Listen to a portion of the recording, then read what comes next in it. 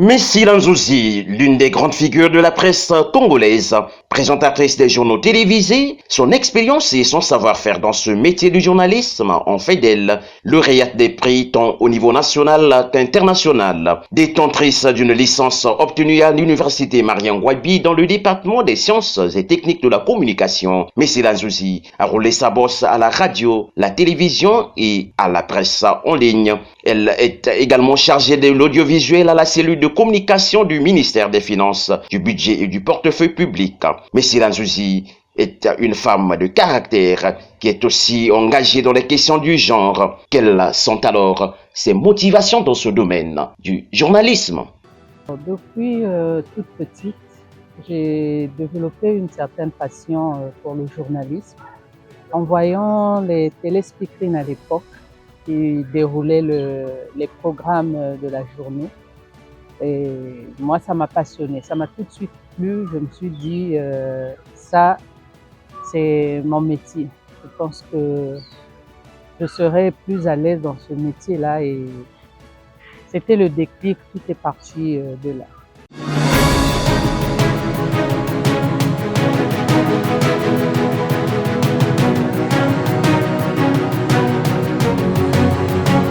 J'ai commencé en 2009 par la radio Magnificat, qui est une radio catholique. C'est là-bas que j'ai débuté dans le monde des médias. Après la radio Magnificat, je suis allée à CB+, Canal Bénédiction Plus, une chaîne de télévision privée. Après CB+, je suis allée à Congo Site, qui est un média en ligne, qui est para-étatique. Le média n'existe plus malheureusement. Et après Congo Site, je suis donc arrivée à Télé Congo.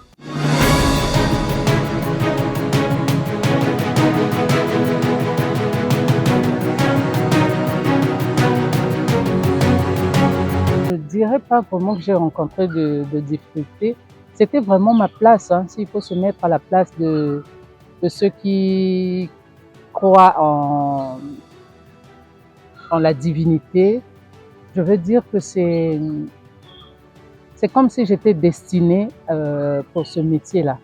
Parce que ça a été plutôt facile pour moi, car partout où je suis allée frapper, les portes m'ont été tout de suite ouvertes. Et donc, je n'ai pas vraiment rencontré de difficultés à accéder aux différents médias par lesquels je suis passée.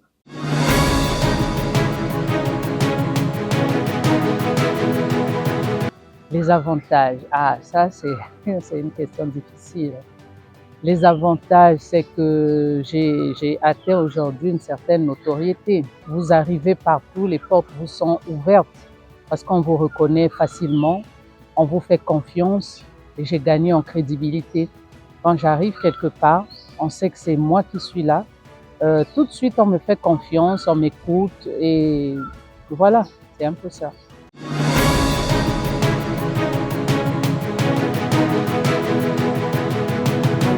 Alors, les souvenirs négatifs, comme je l'ai dit, j'ai eu la chance qu'on m'ouvre les portes assez facilement chaque fois que je suis allée frapper. Après, on ne va pas dire qu'il n'y a eu que des roses, des pétales de roses. Il y a aussi eu des moments difficiles. Vous savez, j'ai toujours dit que dans ce métier, il y a beaucoup de contraintes aussi. De la même manière qu'on vous acclame, de la même manière qu'on vous jettera des pierres. J'ai été vilipendée dans les réseaux sociaux à une certaine époque, notamment pendant le Covid, mais c'était des téléspectateurs mécontents ou quelqu'un qui était mécontent, qui s'est donné à cœur joie ou qui s'est donné la mission de me vilipender dans les réseaux sociaux. C'était un moment assez difficile pour moi, un moment que j'ai très mal vécu. Les anciens m'ont dit c'est comme ça le métier, si on ne te jette pas de fleurs, si tu n'es pas en porte-à-faux avec certaines autorités, ça veut dire que tu ne fais pas bien ton métier. À ce moment-là que j'ai eu des mauvais souvenirs. D'autres mauvais souvenirs, c'est lorsque j'étais à CB+, j'ai occupé le poste ou la fonction de directrice d'information, rédactrice en chef ou directrice d'information. Et mon autorité était souvent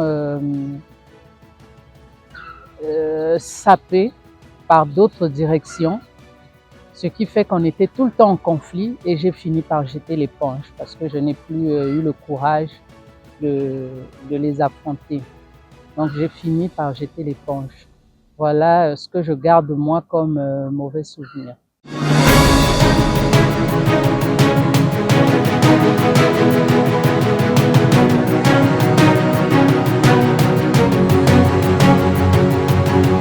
Vous savez, chaque média a sa spécificité. Je parlerai plutôt de l'audiovisuel public que je connais puisque j'y évolue.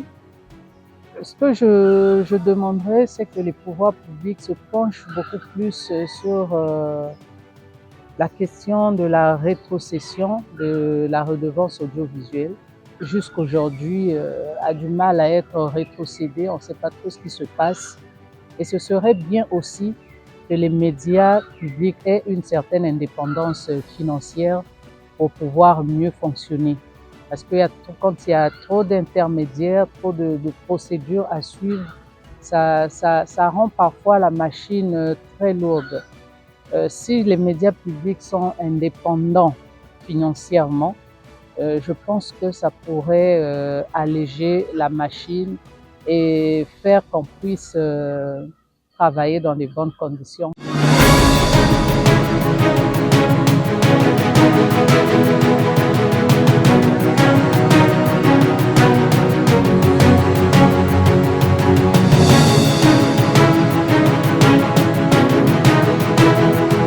En voyant ceux qui ont atteint un certain niveau dans ce métier, on se dit que c'est facile. Tout le monde a tendance à penser que le métier de journalisme est un métier facile, alors que c'est tout le contraire.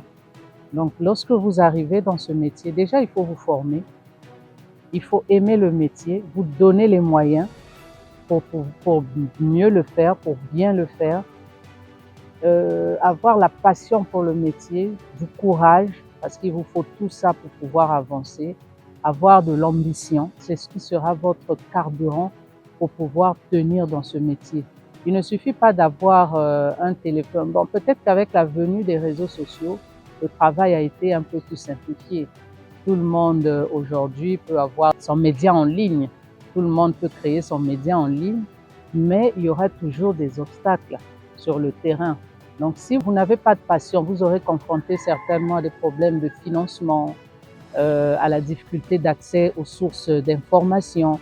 Tout ça, ça peut faire que vous reculez. Mais si vous avez de la passion dans ce métier, vous allez persévérer, avancer, vous remettre en cause assez souvent.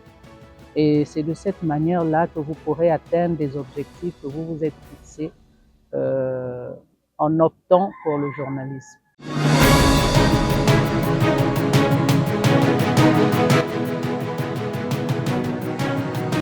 Alors, le coin des adolescentes est un concept qui a été initié par une consoeur, une journaliste, Mondésir Ikando. C'est une plateforme pour écouter et orienter les adolescentes.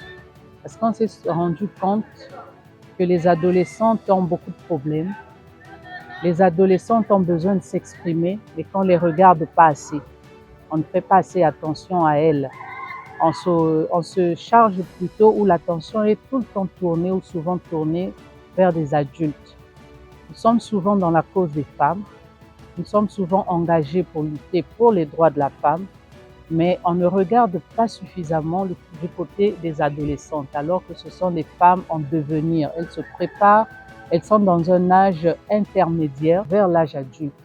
Malheureusement, elles ne sont pas souvent écoutées alors qu'elles sont confrontées à beaucoup de problèmes généralement. Et vous savez que les jeunes filles sont très fragiles.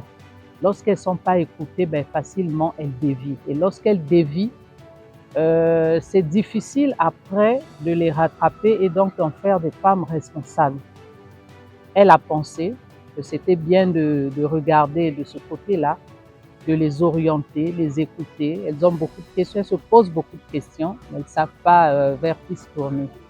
Donc si on leur prêtait une attention particulière, elles seraient certainement détournées de tout ce qui est déviance et donc devenir des femmes responsables et épanouies. C'est dans ce contexte-là que le coin des adolescentes a vu le jour.